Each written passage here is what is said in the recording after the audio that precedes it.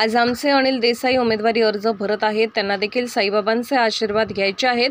आज अकोल्यात माझा कार्यक्रम आहे। साईबाबांचा आशीर्वाद आपल्याला नेहमीच आहे आणि महाराष्ट्राला देखील आहे। मला माहीत नाही, पण आम्ही मात्र आशीर्वाद घेण्यासाठी आलो आहोत। त्यांना शिर्डीतून का व कोणासाठी धावाधाव करावी लागते। शिर्डीतील त्यांचा उमेदवार हा 100% पडतो आहे व आमचे भाऊसाहेब वाकचौरे यांना बाबांचा आशीर्वाद आणि जनतेचा आशीर्वाद आहे। लोकसभेनंतर एकनाथ शिंदे हे राजकारणातच राहणार नाहीत।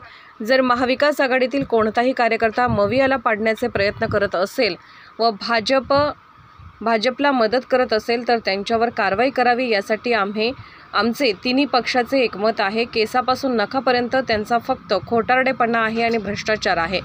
यांनी आपल्या सत्तेच्या काळात दिल्लीत आणि महाराष्ट्रात लोकांवर इतके खोटे गुन्हे दाखल करून त्रास दिला आहे।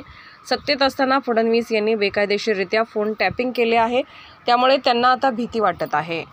प्रार्थना करतो आम्ही।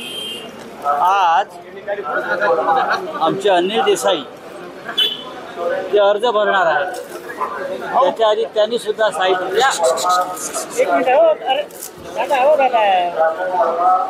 अनिल देसाई उमेदवारी अर्ज भरणार आहे। त्यांना सुद्धा साईबाबांचे आशीर्वाद घ्यायचे होते। त्याआधी आज अकोल्यात माझा कार्यक्रम आहे, मेळावा आहे आणि बाबांचे आशीर्वाद हे आपल्याला नेहमीच आहेत आणि महाराष्ट्राला आहेत। ते का आले मला माहीत नाही, आम्ही मात्र आशीर्वाद घ्यायला आलो। त्यांना शिर्डीतून का धावाधाव करावी लागते आहे, कोणासाठी? शिर्डीतला त्यांचा उमेदवार हा 100% पडतो आहे आणि आमचे भाऊसाहेब वाकचौरे शिवसेनेचे यांना बाबांचा आशीर्वाद आणि जनतेचा आशीर्वाद आहे।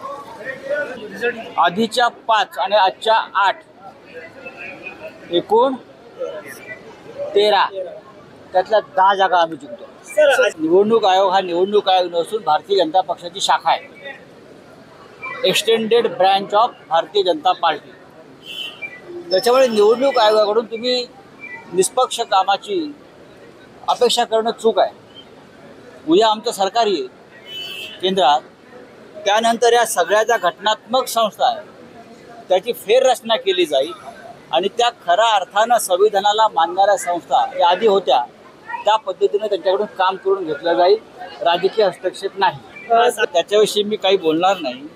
पण एखादा पक्षाचा कार्यकर्ता, मग तो शिवसेनेचा असेल, राष्ट्रवादी काँग्रेसचा असेल किंवा काँग्रेस पक्षाचा असेल, महाविकास आघाडी शिस्त मोडून आणि झालेला निर्णय मोडून जर निवडणूक लढणार असेल आणि महाविकास आघाडीला पाडण्याचा प्रयत्न करणार असेल, भारतीय जनता पक्षाला मदत व्हावी म्हणून अशा व्यक्तीवर ती कितीही मोठी असेल त्याच्यावर कारवाई तीनही पक्षांनी करावी असं आमचं एकमत आहे। 3 पक्षांचे ठरलेलं आहे। त्याच्यामुळे शिस्त महत्त्वाची आणि पक्ष मोठा, पक्षापेक्षा किंवा महाविकास आघाडीपेक्षा कोणी स्वतःला मोठं समजत असेल तर तो त्यांचा गैरसमज आहे। केसापासून नखापर्यंत त्यांचा फक्त खोटारडेपणा आहे आणि भ्रष्टाचार आहे। नखशिकांत ज्याला म्हणतो, यांनी आपल्या सत्तेच्या काळात दिल्लीत आणि महाराष्ट्रामध्ये इतके खोटे गुन्हे लोकांवर दाखल करून त्रास दिलेला आहे। त्याच्यामुळे त्यांना आता भीती वाटते की मला पण तुरुंगात जावं लागेल आणि म्हणूनच ते जे म्हणतात ते मला अटक करणार होते। यावर तुम्ही गुन्हेच केले। तुम्ही जर आमचे सत्तेवर असताना बेकायदेशीरपणे फोन टॅपिंग केलेले आहेत, हे रेकॉर्डवरती आहे आणि तुम्ही म्हणता मी नाही त्यातली कडी लावा आतली, हे कसं काय चालेल? कोण म्हणताय? एकनाथ शिंदे राजकारणातच राहणार नाही, भाजप काय?